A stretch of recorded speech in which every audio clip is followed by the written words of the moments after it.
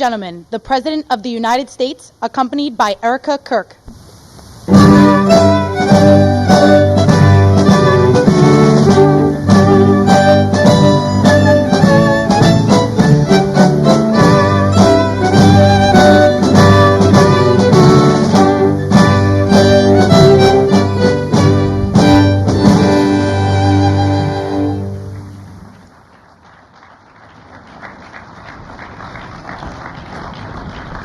Thank you very much, everybody. Please, this is such an honor.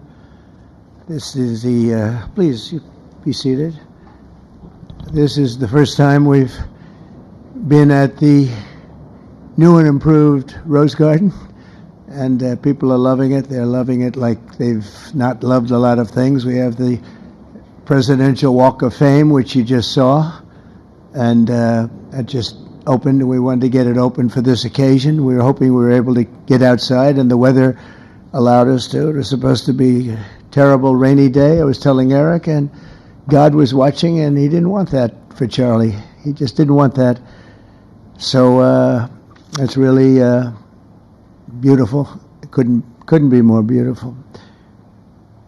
Today we're here to honor and remember a fearless warrior for liberty, beloved leader who galvanized the next generation like nobody I've ever seen before, and an American patriot of the deepest conviction, the finest quality and the highest caliber, the late, great Charlie Kirk.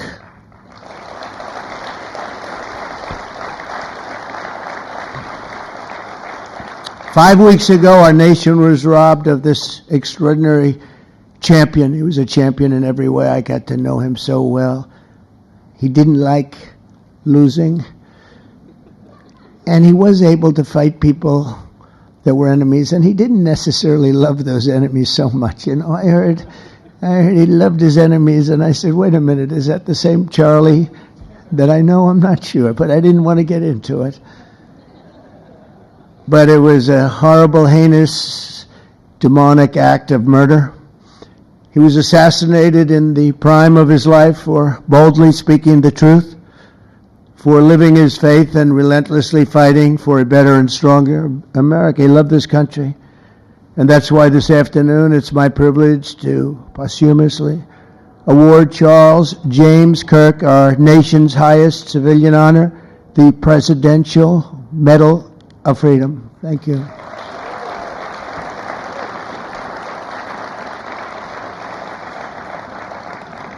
As you know, only hours ago I returned from a very historic trip to secure peace in the Middle East. People said that couldn't be done. Charlie felt it could be done.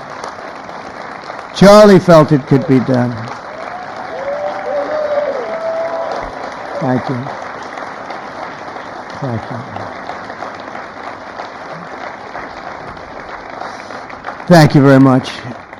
But I raced back halfway around the globe. I was going to call Erica and say, Erica, could you maybe move it to Friday? And I didn't have the courage to call. But you know why I didn't call? Because I heard today was Charlie's birthday. And I said, you know, that was a definite. And I said, we're going to have to forget about some of those very big, very rich countries that expected me to be there. And I can tell you, based on the length of that flight, I wouldn't want to go back tomorrow. But I would not have missed this moment for anything in the world. Nothing. And it's a very important time for our country, and our country is doing so well. It's never done better. We are a country with almost now $18 trillion of investment coming in. Nobody's ever seen anything like that. Previous administration had less than $1 trillion for 4 years. We have more than 18, it'll be much more than 20 by the time the year, more than $20 trillion. There's never been a country in the world that had anything like that. What's happened to our country is incredible in a short period of time. Charlie was a big person for, sir, can we close up those borders, please, a little bit? You know, they're really leaking badly. I said, Charlie, I haven't gotten there yet. But, you know, it came out the last 4 months. Literally nobody was allowed into our country. And the only people that were allowed in were people that came in legally. The borders are absolutely stone cold closed. And they reported 0, 0, 0, and 0. So that's pretty good. But he was a big believer. He wanted people in the country more than I did, frankly. He wanted them to come in legally, and he got his wish. October 14th is Charlie's birthday, and he should have been turning 32 years old. I tell you, when I first met him, he was like 22, and I said, boy, he's awfully young, but I thought he was older than that, you know. He looked a little bit older than his age. That's okay, you know. That's not good when you're old, but when you're young, it's great. He had the best of all things, but he was special. But instead, Charlie is attaining a far more important milestone. We're entering his name forever into the eternal roster of true American heroes. He's a true American hero, an amazing person, way, way beyond his years. And I'm honored to be joined by a woman who has endured unspeakable hardship with unbelievable strength, and that's Charlie's widow, Erica. And I just want to thank you, Erica. He loved you so much. I was with him. Oh, please. Thank you, darling. Thank you. I was with him before I met Erica, and he told me he was going to get married. He said, you won't believe how beautiful she is. I said, well, then now that I meet her, he's right. But then he also said, and you know what? She's like the smartest person I know. See, they do go together on occasion. Not often. Not often. But on occasion they go together. But he was in love with you. He was deeply in love with you. It's great. Erica, your love and courage have been an inspiration to all of us, and we will always be here for you, and we're always going to be here for your gorgeous, beautiful children, and we'll never forget what your family has sacrificed for our country. Man loved our country. When things were going badly for our country, he was so, as you know, angry. He would get angry because he said it doesn't have to be that way. We're also pleased to be joined by an incredible group of Charlie's friends, very powerful friends, actually, and some not so powerful, and they're actually better people, okay? I know them all. They're the less powerful ones. I have to tell you that, all of you power guys down here. The best ones in the group are the ones that are less successful, but that happens too. No, they're all great, and they're here. And let's start with Erica's father. Where is Erica's father? Where are you? Where are you, Dad? Oh, look at him. Wow. I want to get a hat like that, too. I like that. How are you? Nice to see you again. Thanks as well to Vice President J.D. Vance, who's been fantastic. J.D., thank you very much. Great. Doing a great job. Did a great job on Sunday with George Slopadopoulos. I thought, put him away pretty good. Second lady, who's a phenomenal woman, Usha Vance. Thank you very much, Usha. Thank you very much. Great woman. President of Argentina. He wanted to be here. That's Argentina's a serious flight, right? And he's become a superstar, and he's doing amazing things. He's a MAGA person, but it's make Argentina great again. That's what he does, right? And I want you to stand, please, Javier Milei. Doing a great job. Thank you very much. Many members of my cabinet are here. Just about all of them are here. I won't go into every single one of them, but I'll announce a few of the people that have really turned this country around and helped me. Incredible people. Speaker of the House, Mike Johnson. Where is Mike? Mike, what a job you're doing, Mike. What a job you're doing. And I watched you this morning, and you're in there trying to say, look, just let the country open. Everything will be fine. We're dealing with some radical left lunatics. And I just wish Charlie was here to fight us. I think the fight would have been over already. He would have had a march on the Capitol by people whose average age is about 21, because there's nobody that had that relationship with young people. Right, Mike? So thank you, Mike, for being here. House Majority Leader Steve Scalise. Steve, thank you very much. A brave guy and a friend. House Majority Whip, another terrific man, Tom Emmer. Tom. Thank you, Tom. Senate Majority Whip, John Barrasso. John, thank you very much. Yeah, all these senators, I'm going to get in trouble. I'm not going to read all their names. I'll be reading all day. We'll be talking about Charlie in about 45 minutes from now. We can't do that. So all of the senators, there's so many of you, thank you very much. I do want to thank Senator Thune for doing a terrific job. He's really been leading properly. Do you agree, Mike? The team, the two of these guys have been fantastic. So to Senator Thune, I want to thank you very much. Incredible job. I watched him this morning, and he was out there pounding them this morning on television, too. And John Barrasso, thank you for the work you've done, and congratulations on your success. But I want to thank you all and all of the Congress people that are here. And I see we have our Attorney General here, and you are doing a fantastic job. Thank you very much, Pam. Thank you. Thank you very much. We have everybody. Wow, that's incredible. Okay, I'm not going to do any more. I'm going to be here too long. But I just want to thank you. Have given him such support, but he always gave you such support. That's why you're here. And very unusual. Charles James Kirk was a visionary and one of the greatest figures of his generation. He was truly an amazing figure. And growing leaps and bounds, he knew that the fight to preserve our heritage is waged not only on the battlefield and in the halls of power, of which we have tremendous power here, including the head of a place called war. We call it now war. We had defense. We had our Secretary of Defense. Now we have a Secretary of War. And somehow I think it's more emblematic, and hopefully we'll never have to use war, but the fact that we're ready is very good. Peace through strength is very important, but also in the hearts of our nation's youth. That's where Charlie rode strongest. At age 18, that insight inspired Charlie to found the organization that ultimately touched the lives of millions and millions of people, and so many young people that nobody's ever seen anything like it, frankly. Turning Point USA. It's amazing, and it's actually bigger now. It's become bigger in the last few weeks than Charlie ever thought. I think his end vision in many years from now would have been just a fraction of what it turned out to be in a couple of weeks, right? It's amazing. With hard work and joyful spirit and endless enthusiasm and determination. And he did have great enthusiasm. You know, I always say you need enthusiasm to be successful. He had great enthusiasm. Charlie grew Turning Point into the largest conservative youth organization in the entire country. He forged a personal bond with countless young conservatives. He fought for free speech, religious liberty, strong borders, and a very strong and proud America.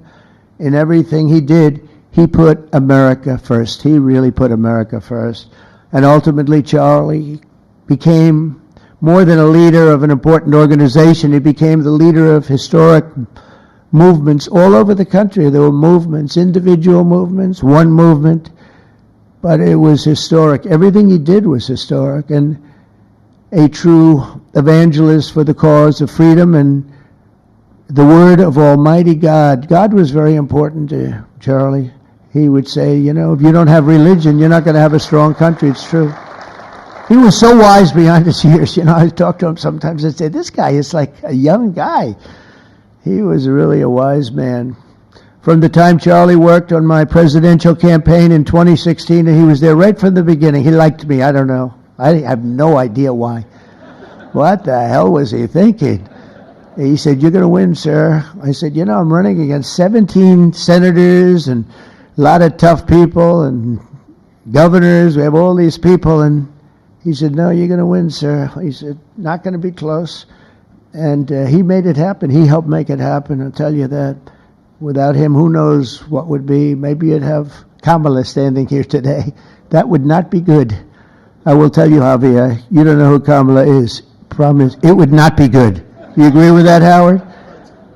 He also mobilized countless citizens to go vote. It's called Go Vote. Very simple. And with his help in 2024, we won more young people than any Republican by far in the history of our country. And we won the popular vote. We won the swing states, all 7 of them. Remember, they said, oh, well, if Trump could win 4, that would be nice. I win 7 by a lot, by a landslide. But the popular vote was massive. And we won the Electoral College. Remember, they said, well, it's going to be very hard. I'd say 270. Well, we got 312 to 226. And then we won something called districts and councils and different things. But in one case, we won 2,750 to 525. That's the one where you see the map is almost entirely red, except they have a little blue line on one side and a little blue line, meaning New York, and a little bit Los Angeles. I have a feeling that if the vote were 100%, we would have won that too. You want to know the truth. But he knew, and he knew very well, and he also understood honesty, and he was always concerned with honesty. He said the only way we can lose is if the cheating gets so bad, and that's where we came up with a little phrase, too big to rig. We said, go out and vote, just go out and vote. And we had that, remember, we used to say that all the time, because people would say, oh, they're going to win, we don't have to vote. Let's go to a movie, we'll come home and watch later. And he wasn't about that, so we come up to, with really together, we came up with that phrase, we got to make it too big. I never made a speech where I didn't say at the end, now look, the polls are showing good. Don't believe the polls. He said, we're going to make it, Susie, right? Too big to rig. So if you think we're going to win by a lot, doesn't matter. Pretend we're losing. You got to go out and vote. They voted. And at 9:02, the whole thing was over, right? 9:02. Remember they said, oh, this could go a few days. Well, it went a few minutes. 9:02. And he knew that, and I felt it, but he knew it. He knew it, I think he knew it more than anybody.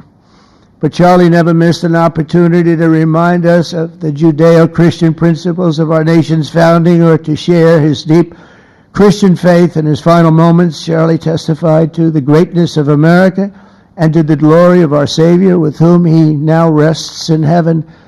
And he is going to make heaven. I said, I'm not sure I can make it, but he's going to make it. He's there. He's looking down on us right now. It's so incredible. Look at this, how this turned out. This was supposed to be so dark and cloudy. Not dark and cloudy, is it? Look at that, how beautiful that is. There's no artist that can capture it as beautiful as it is today. Wow, it's amazing. As I said, on the day that he was assassinated, Charlie Kirk was a martyr for truth and for freedom.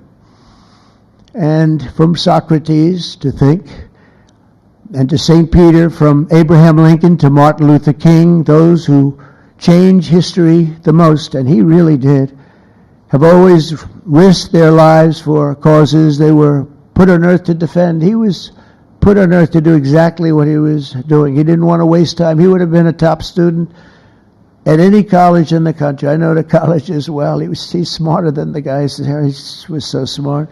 But he almost, I guess, didn't have the time. He knew what he wanted to do. It wasn't like, gee, I want to sit in the classroom for 4 years listening to people teach me liberal principles, because they were never going to teach him that anyway. But he didn't have the time. He really didn't have the time. But every time the enemies of goodness and virtue tried to silence the voice of righteous and noble leaders like Charlie, they failed. They seem to fail. Ultimately, they look like they're doing well, and then they end up failing, because the truth has been unrelenting over the years, over history. And people like Charlie, it's just they've got a power that others don't have, and very few people will ever have. So today, like those martyrs before him, Charlie's voice, his message, and his legacy are stronger and greater than ever before. They are greater than ever before. Look, this is a horrible event, but it brought out the greatness of Charlie. Nothing could have ever supplanted this. It's incredible, the way people are talking about him.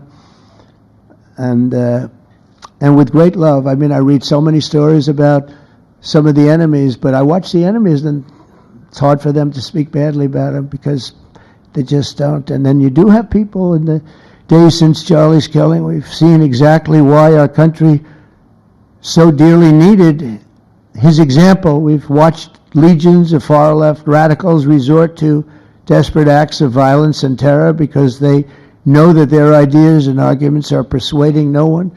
They know that they're failing. They have the devil's ideology, and they're failing, and they know it, they feel it, and they become violent. They seem to become very violent on the left. They've rammed vehicles into federal law enforcement, fired sniper rifles at ICE agents, and me, But I made a turn at a good time. I turned to the right. Charlie couldn't believe it, actually. He said, "How the hell did you make that turn?" I said, "I don't know." But fired rifles and threatened the lives of our Supreme Court justices, our great justices. They have to be protected.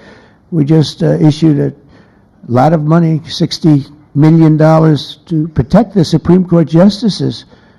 Very important. We can't let anything happen. In places of worship, we're protecting our people. We've seen that a candidate for Attorney General in Virginia boasted that he would want to see the Republican legislature, a legislator in Virginia, shot in the head and to see his children murdered. He actually said this. And now he continues to run for office, and most people continue to back him, but he said he wants his man shot. He said shot in the head and to see his children murdered. And they keep running. Pretty amazing, right? That's a bad one. Let's see how that turns out, but that's a really bad one. Nobody's heard that one before. Especially in the wake of Charlie's assassination, our country must have absolutely no tolerance for this radical left violence, extremism, and terror. We're done with the angry mobs, and we're not going to let our cities be unsafe. We're going to make sure our cities are safe. When you have Chicago, where they had 4,000 people murdered over a very short period of time, 4,000 people, and then we have a governor stand up and say, "Oh, things are going swimmingly." No, they're not. We're going to make Chicago safe, just like we're going to make. Look what we did in D.C. It's so nice that we started here, because this was one of the most violent places in the United States. It'd be dangerous to be right out here. But you couldn't go to a restaurant. The restaurants were all dying. The whole place was dying. You'd have these gorgeous, look at the Washington Monument over there. You'd have these gorgeous buildings and monuments and structures. And people were afraid to leave their apartment. They were afraid to go to work. They'd get into an Uber, and they'd feel safe, and then the Uber would be attacked. They thought they made it to safety, and then the Uber was attacked on the trip in. But we've done a great job, and now it's considered a totally safe city. We haven't had problems. It took us 12 days to make it great. We took out, Pam, 1,700 hard criminals, career criminals in many cases, but these are hardened criminals. Many of them came in through the Biden open borders. We brought them back to the countries. And a couple were so violent that we put them in jail. We don't want to take a chance that they could get back in, because no matter how good we do, somebody can sneak in. They were so violent and so bad. One arrested 28 times. Every time he left prison, he'd get into a violent incident. 28 times. And we put him away for a long time. But we're done with the angry mobs. We're done with it. This is such an unbelievable place right now. You take a look where you can walk down the middle of the street with your wife or your husband. Your children can walk. They can walk alone. It doesn't matter. They can walk anywhere in Washington, and they're safe now. If this were a year and a half ago, a year ago, they'd have a serious chance of being badly hurt, even killed. They'd come in from Indiana. They'd come in from Iowa. They'd come from Florida to see their nation's capital, and somebody would have to call the parents, "I'm sorry, but your son or your daughter's been killed." Not anymore. You hear those sirens going off? That's good. That's a good sound. That means they either got the bad guy or they're going to stop the bad guy. You didn't hear that sound because nobody wanted to do anything. Nobody. Listen to the beauty of that sound. Seriously. And that's the real deal sirens. They're not politically correct sirens. You hear them, they're about 3 miles away. That's great. What a beautiful sound. They're stopping crime. That's what they're doing. So we are done with the voices of fools. They're fools. And death threats, and we're going to make our cities safe. And I thought it was Charlie's, one of his biggest dreams was that. He couldn't believe it. Chicago is going to be a great city again. We've already, we sent people in there 6 months ago, and this governor said, "Well, crime is down." Yeah, that's because we had the FBI in there for 6 months, just preparing it for the bigger surge. And they've done a great job, the cash and the FBI.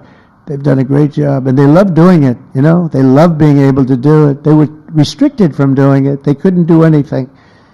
And now they're totally unrestricted. All they have to do is stop crime, and they're doing it. By the way, Memphis, as you know, you heard they went in about a week ago, one of the most dangerous places in the country. It's really in the world. It's not just the country. They have very few cities that would compare to some of these cities. You go to Afghanistan, you say, oh, that's unsafe. Well, the crime numbers are much better than the crime numbers in places that we have. So Memphis, I understand, is doing unbelievably in 1 week. It's like a different place. And this took 12 days, and then after that we just perfected it. But after 12 days we had good safety here. After 1 month, it's like, it's really amazing.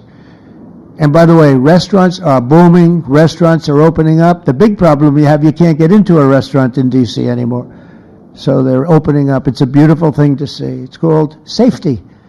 It's called law enforcement and letting them do their job. And that's why I said last month that I have directed the Attorney General and the Department of Homeland Security to confront the very real threat of left-wing terrorism in our country. It's a real threat. Not when you confront it, it's not, because they're not brave people. In fact, they're cowards. When you confront them, they immediately fold. You have to see them fold. You have to see them crying. They fold. But it includes dismantling the networks that fund them and finance them, and we're finding out who those networks are. We already know quite a few of them. When you see these violent incidents and then you see people holding this gorgeous sign with beautiful wood, beautiful cardboard, wood, everything's perfect paint job, and they're all the same, there are thousands of them, you know that they weren't made in the basement out of love. They were made by anarchists, and in some cases wealthy. I'll probably find some of my nice friends that are up there being so nice to me, especially lately. They're being very nice. But it surprises you who they may be, and you almost wonder why would they do it? But they're hurting our country, and we're really taking it back one by one. If we didn't go into Los Angeles early on in the administration, the commissioner, the chief of police, Los Angeles, said if they didn't go in, we would have lost our city. Now, they already lost 25,000 houses to fire because they wouldn't let the water come in from the Pacific Northwest, which they should have done. And I said, you better do it. They didn't do it, and we had 25,000 homes where they had no water in their sprinklers, they had no water in the fire hydrants. It would have been a different kind of a thing if they did what they were supposed to do. We had to break in. We broke in and had the water come down. They said for the environment, it's great. They lost 25,000 houses. It's incredible. But the commissioner said without the federal government and President Trump's intervention, we would have lost the entire city. And we have the Olympics going there soon. I got the Olympics. We have the Olympics. We have the World Cup. And we have, most importantly, we have the 250th anniversary of our country. That's going to be most important. And all of these things are happening. And we're going to have safe cities. We're going to have very, very safe cities. So 1 month after Charlie's death, we still feel the terrible shock and the pain of his loss, like just about nobody I can think of. Charlie Kirk was one of a kind. He was unstoppable. And he really was. Boy, when he had an idea in his head, he would call me, "Sir, please, you haven't done it yet." I said, "Charlie, relax. Just relax." He didn't relax. He'd call me the next day again. It got it done. But he was like indomitable and always will be. He's really irreplaceable. Nobody can replace him. But they're going to do great. But you can't replace that kind of person and that kind of talent, frankly. The word talent is an important word, but that kind of talent. So we hold his memory in our hearts forever. Every single day of this administration, we will continue to carry out the mission for which he lived, and he really did. He lived for this country. He lived for his wife and his family, but he lived for this country too. In Charlie's honor, we will continue like we have been to fight, fight, fight, and to win, win, win. We're going to win so much.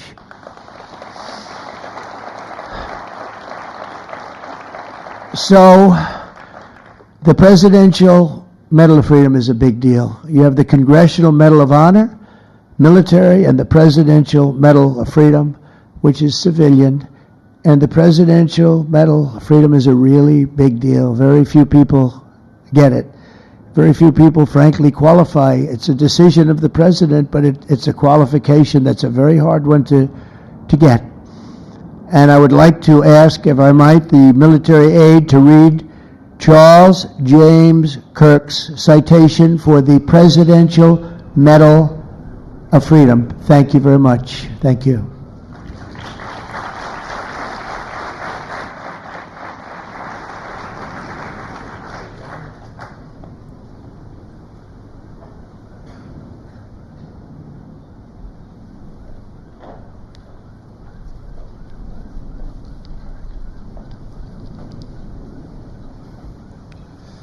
The Presidential Medal of Freedom is awarded to Charles James Kirk. Accepting on behalf of Charlie is his wife, Mrs. Erica Kirk. Charlie Kirk was one of the most influential American political figures of his generation. At just 18 years old, he founded Turning Point USA and grew it into the largest conservative youth organization in the nation. For over a decade, he tirelessly traveled the country, leading a movement to restore respect for our founding principles, reawaken our national identity, and inspire a renewed spirit of religious devotion. He was one of the great debaters and communicators of his time. Despite receiving repeated threats, he remained undeterred and modeled courage, logic, humor, and grace to the next generation. On September 10th, 2025, at age 31, Charlie Kirk was assassinated while addressing a group of students. The United States honors him as a martyr for truth and freedom.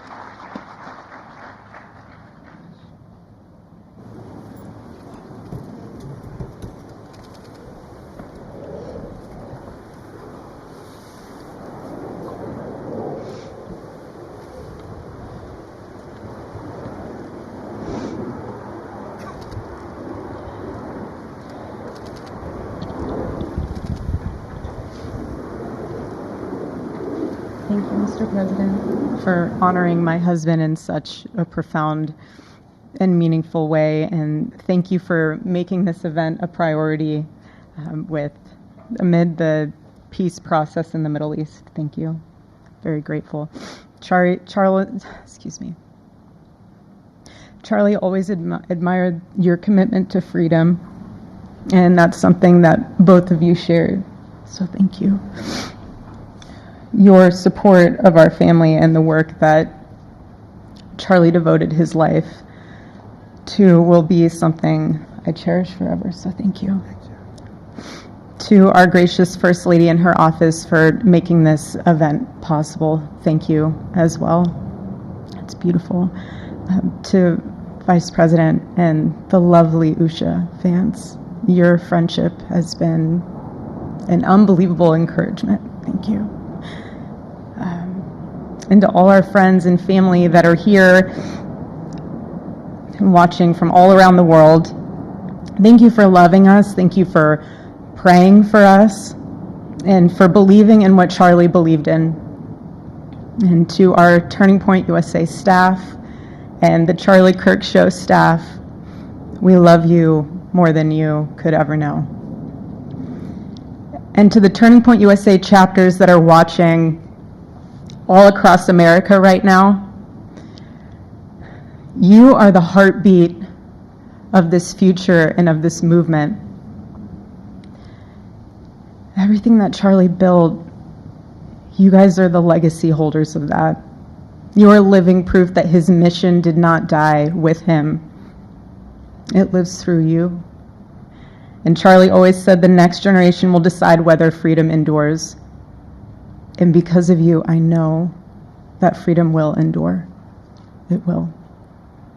And today we're gathered not only to celebrate Charlie's birthday, but to honor a truth that he gave his entire life to defend, and that's freedom.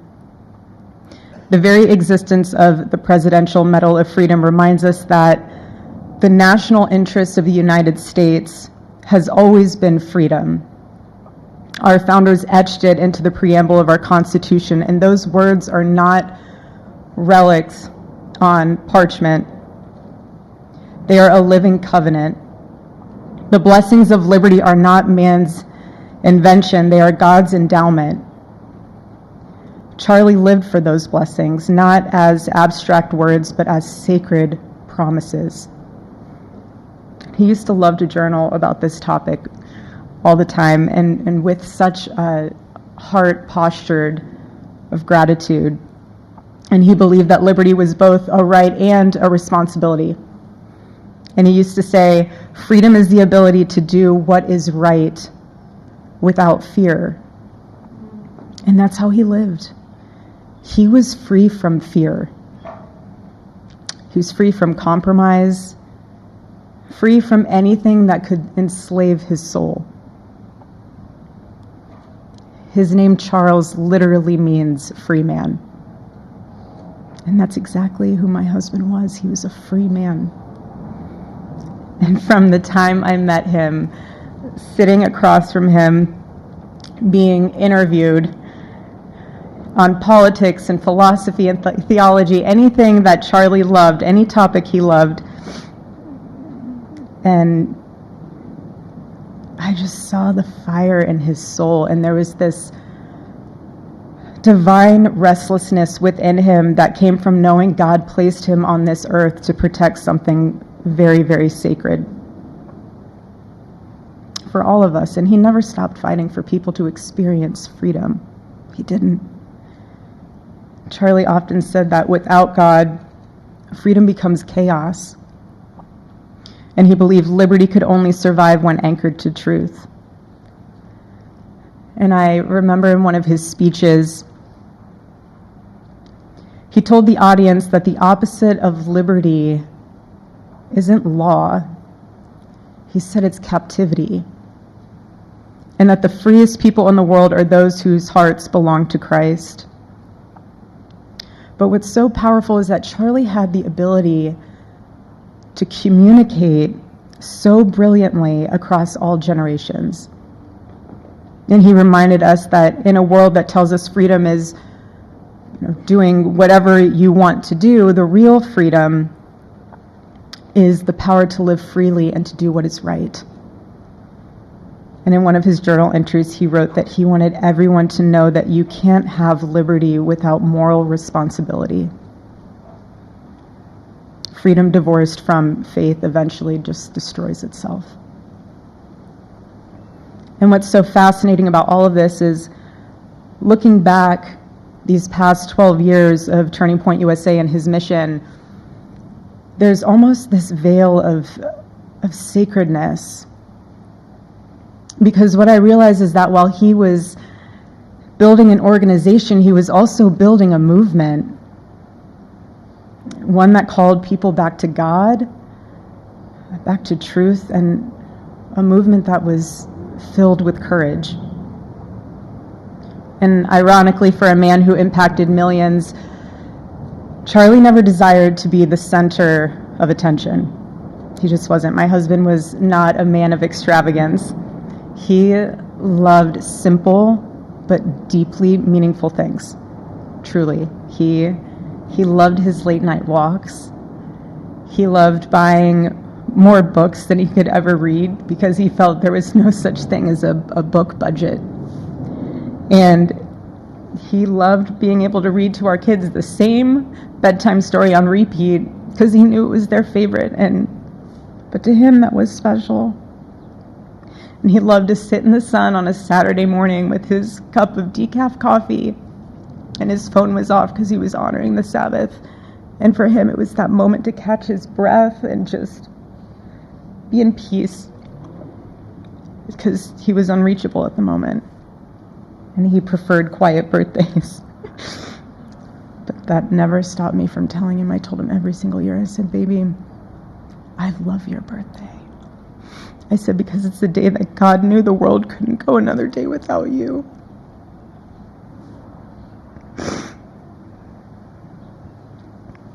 And so the rhythm of our usual birthday celebration for him was mint ice cream, mint chocolate chip ice cream. He only had it twice a year, on his birthday and 4th of July.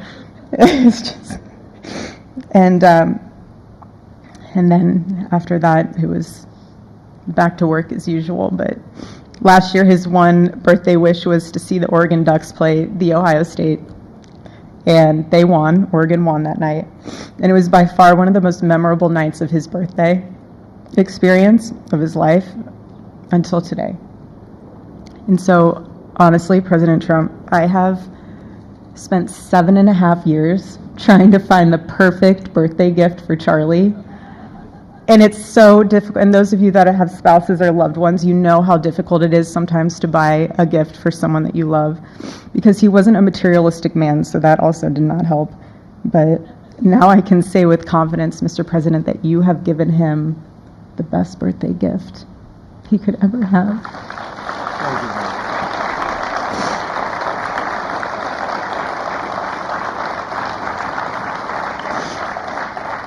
It's such an honor, and the recognition of a life lived for defending freedom.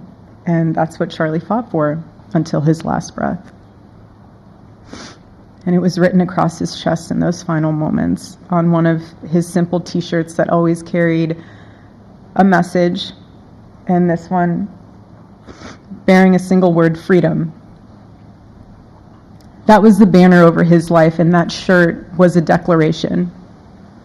The same declaration he made in every speech, every campus visit, every time he shared the gospel at a church, every sleepless night that he would spend praying for the youth of this nation and planning for the future of our country, and just impressing upon them that when we defend liberty, we defend the soul of our nation.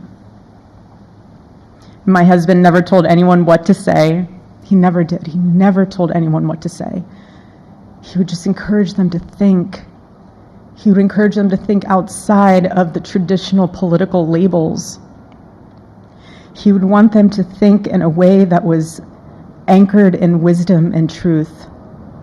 But he would never tell anyone what to say. Charlie wasn't content to simply admire freedom. He wanted to multiply it. He wanted to multiply freedom. He wanted young people to taste it and to understand it and defend it. He wanted them to see that liberty isn't self-indulgence, it's self-governance under God. He wanted them to see that. And every day I'd see him getting ready for work. He'd put on his cross necklace, he'd put his ring on his finger. And the boldness in his demeanor was always fearlessness. He wasn't afraid. He was never afraid. And his daily actions, whether in office or on campus or at a church, it was always without fear. That was his creed. That is how he lived out every single day. He didn't fear being slandered. He did not. He didn't fear losing friends, I can tell you that. He didn't. He didn't care. He stood for truth and stood for freedom, and he did not, everything else was just noise to him. And it's because his confidence in Christ was absolute. That's why. There was no limit to what he would have sacrificed to defend freedom for all. And if the moment had come, he probably would have run for president, but not out of ambition. He would only have done it if that was something that he believed that his country needed from a servant's heart standpoint. And Charlie lived only 31 short years. No, he's 32, but on this side of heaven, but he lived every single second he lived. filled every single day with purpose, and he fought for truth when it was unpopular. And he stood for God when it was costly, but that's what we're called to do. Surprisingly enough, he did pray for his enemies, which is very hard, but he did. He did. He did. No one else, I saw him do it. No, he never did it in front of anyone else, but I can attest to that. But he also loved people when it was inconvenient. And he ran his race with endurance, and he kept the faith. And now he wears the crown of a righteous martyr. And for me and for our children, the truth really steadies our grief, because heaven gained what earth could no longer contain: a free man made fully free. And to all watching, this is not a ceremony. This is a commissioning. And my message is simple. I want you to be the embodiment of this medal. I do. I want you to free yourself from fear. I want you to stand courageously in the truth. Listen for the still, small voice of God. And remember that while freedom is inherited in this country, each of us must be intentional stewards every single day. God began a mighty work through my husband, and I intend to see it through. And the torch is in our hands now. It's in mine, it's in yours, it's in all of yours, it's in all the students with Turning Point USA. And before I close, I'll share with you that I asked our daughter what she would like to say to Daddy for his birthday. Excuse me.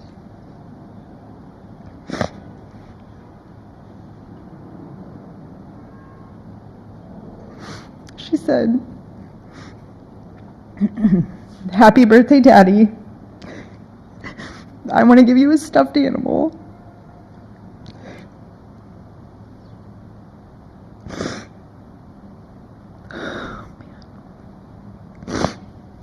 I want you to eat a cupcake with ice cream, and I want you to go have a birthday surprise. I love you," is what she said. And while our son is precious, he can't yet speak, in classic Kirk family fashion, his actions spoke louder than his words, and his gift to you, Charlie, and myself for that matter, was deciding to become the man of the house and be fully potty trained at 16 months. But Charlie, baby, I know that you're celebrating in heaven today, but gosh, I miss you. We miss you. And we love you, and we promise we'll make you proud. And Charlie's life was proof that freedom is not a theory, it's a testimony.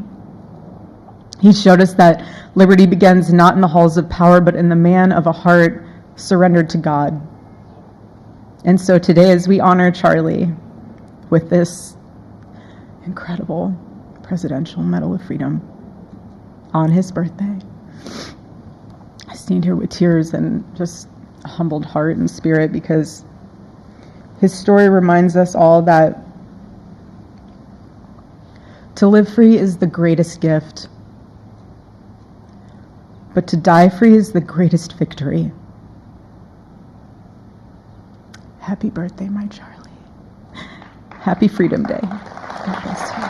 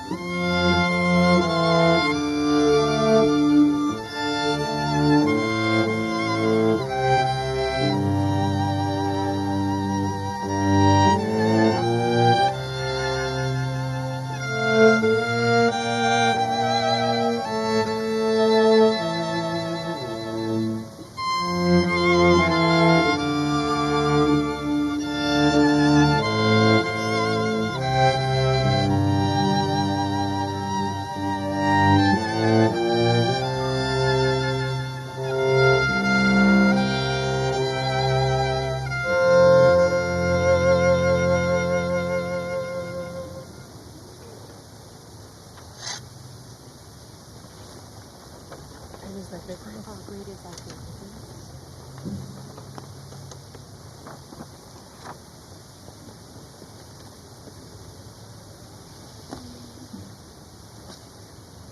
I really do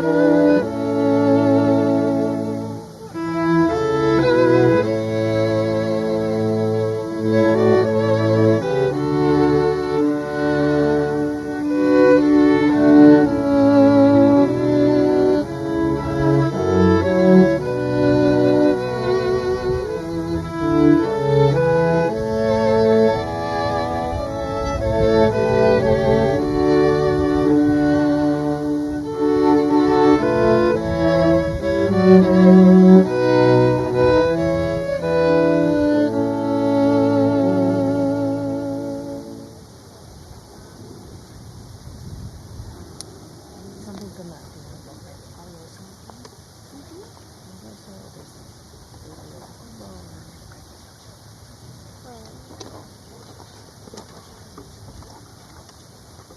go back to the novel. The whole thing? Yeah, just, yeah. What number is that?